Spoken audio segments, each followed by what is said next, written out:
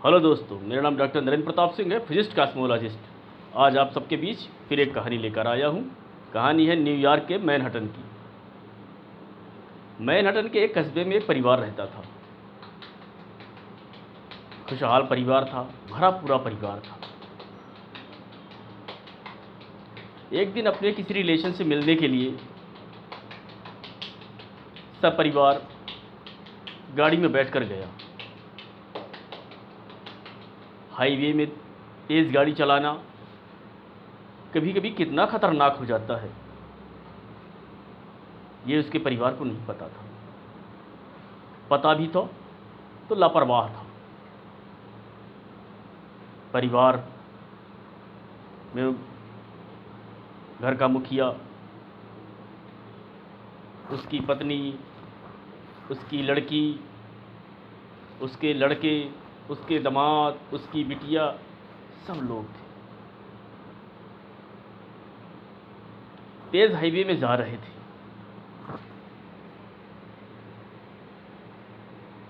रास्ते से उधर से एक ट्रक आ रहा था।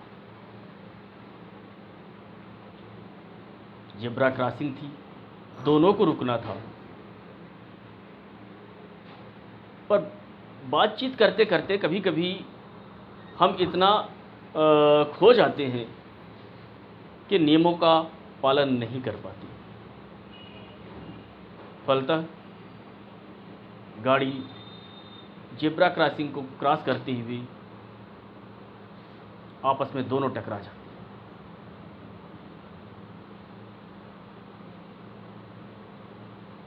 जिसमें पूरा परिवार बैठा था वो छोटी गाड़ी थी, ट्रक से टकराया, पूरा परिवार खत्म हो जाता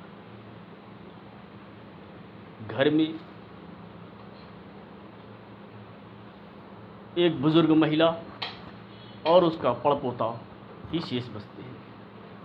वो भी इसलिए क्योंकि पड़पोते को तेज ज्वर था। ज्वर की वजह से वो पड़पोता कहीं जा नहीं सकता था और उसकी देखभाल के लिए किसी को रुकना था, तो दादी रुक गई थी।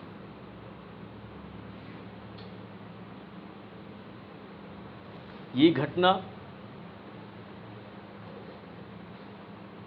करीब 1 महीने पूर्व की थी। 90 वर्षीय दादी का रो रो कर बुरा हाल था। भरा पूरा परिवार उजड़ चुका था। बचा था तो सिर्फ ज्वर से पीड़ित पड़पोता।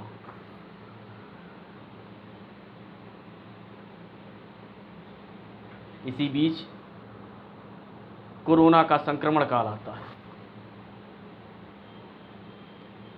सब जगह की तरह न्यूयॉर्क शहर में भी लॉकडाउन घोषित कर दिया जाता है। सभी लोग अपने अपने घरों में रहेंगे।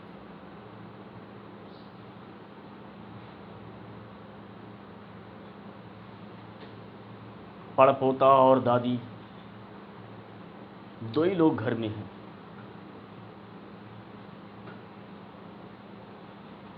घर का राशन धीरे धीरे समाप्त हो रहा है। दादी चिंतित है, परेशान है, अकेले जा जा करके रोती। पर पड़पोते के सामने कुछ नहीं होगा बेटा, सब ठीक हो जाएगा, मैं हूं ना। ये कहते कहते उसके सर पर हाथ फेर उसे ढाढ़स बता।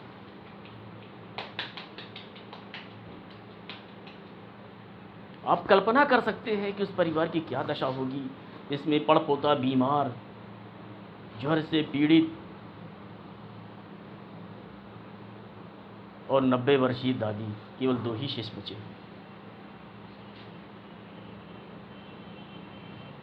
पैसा कितना भी हो, लेकिन राशन लाने वाला तो कोई चाहिए।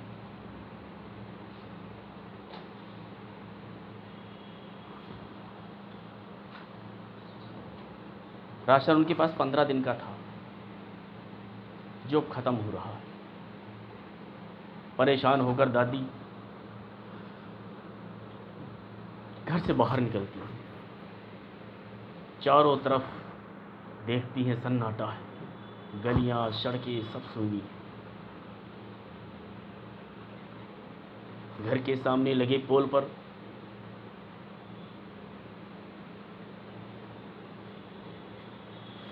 अभी भी बत्ती जल रही है। शायद उसका स्विच खराब हो चुका है, पर कोई नहीं। दादी आकर खड़ी हो जाती हैं और उसी पोल के पास खड़े खड़े गलियों में, सड़कों में आते जाते लोगों को पहचानने की कोशिश करती हैं।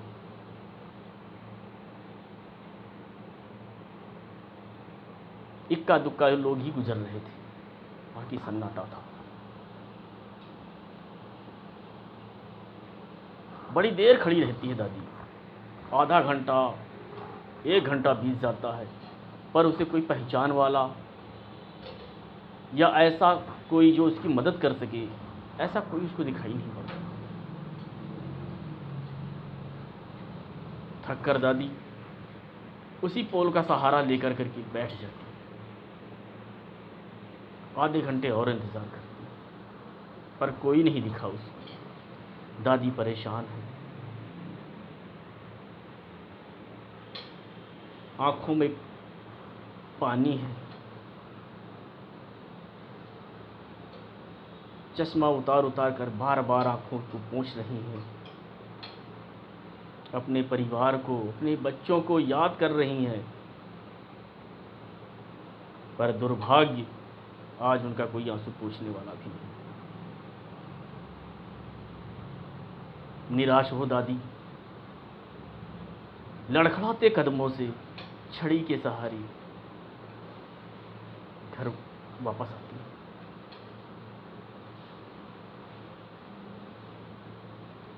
टकटकी लगाए बच्चा उनको देख रहा है, वो ताड़ जाती है बच्चे के मन में क्या चल रहा है। पास आकर बैठती है, सर में प्यार से हाथ फेरती है। कुछ नहीं होगा बेटा, मैं हूं ना, सब ठीक हो जाएगा।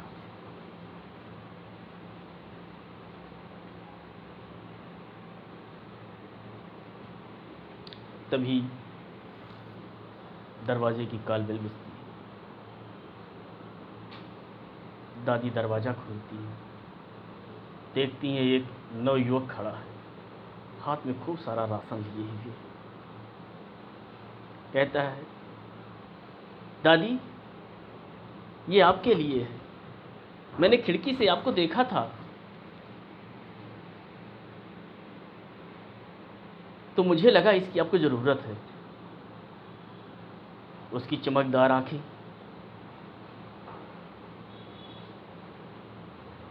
दादी को प्रसन्नता देगी। हाँ हाँ बेटा, मुझे इसकी ज़रूरत तो है, पर तुम क्यों कष्ट किए? अरे वाह दादी, मेरा भाई नहीं है तो क्या मैं इस परिवार का हिस्सा नहीं रह गया? अंकल नहीं है तो क्या मैं इस परिवार का हिस्सा नहीं हूँ? अपनी पगड़ी संभालते हुए बोला।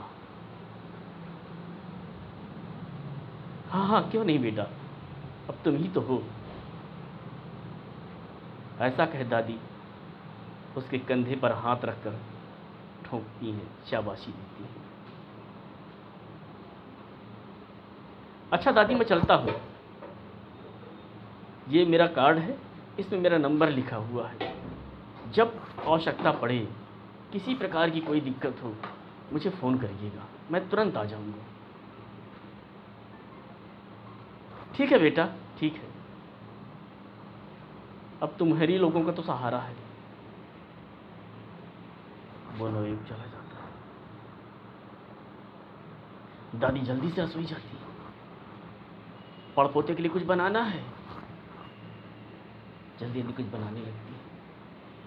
दौड़ कर अपने पड़पोते को, ले बेटा खाना तैयार है, आज हम दोनों लोग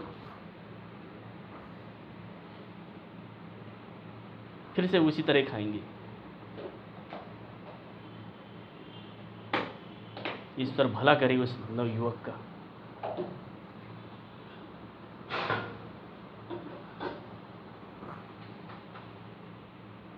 पड़पोते को जोर था, कितना खा सकता, थोड़ा सा खाया उसने। दादी की आंखों से आंसू बह रहे। जाने क्या क्या सोच कर रोए जा रही है। पड़पोता उसकी आंखों से आंसू पोंछता है। नहीं दादी, मैं हूं ना, मैं सब ठीक कर दूंगा। हाँ हाँ बेटा, तुम्हारा ही तो सहारा है। ऐसा करके समय गुजरता है। 1 महीना और हो जाता है। दादी टीवी खोलकर देखती हैं तो कोरोना के लक्षणों के बारे में बताया जा रहा है। अरे, ऐसे ही कुछ लक्षण तो पड़पोते में है। उसे खांसी भी आ रही है, कई बार तो सांस लेने में दिक्कत हो रही है। दादी घबरा जाती है।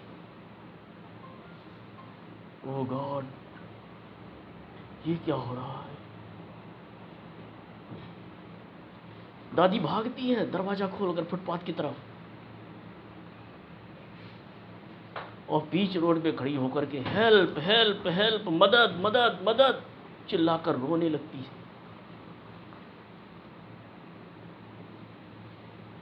चारों तरफ देख रही हैं। उन्हें दूर खड़ी पुलिस दिखाई पड़ती है। लड़खड़ाते कदमों से भागती है, गिर पड़ती है, फिर उठती है, फिर भागती है। मदद मदद मदद मदद मदद, हेल्प हेल्प हेल्प। दादी फिर गिर पड़ती है। यह सब दूर खड़ी पुलिस देख रही होती है। पुलिस के जवान वहां से भागते हैं, दौड़कर दादी को सहारा देते हैं। हाँ दादी बोलो, क्या हुआ। दादी रोने लगती है। रोकर उनको अपने साथ ले जाती हैं, अपने पड़पोते का हाल सुनाती हैं, दिखाती हैं। पुलिस वाले तुरंत समझ जाते हैं क्या हो रहा है। उन्हें तुरंत हॉस्पिटल में भर्ती कराया जाता है। दोनों को कोरोना पॉजिटिव आता है। एक जांच में पता चलता है कि जिस खंभे को छू करके दादी बैठी थी, सहारे से बैठी थी, वो खंभा कोरोना संक्रमित था। पुलिस वाले पहले उसकी जांच कर चुके हैं।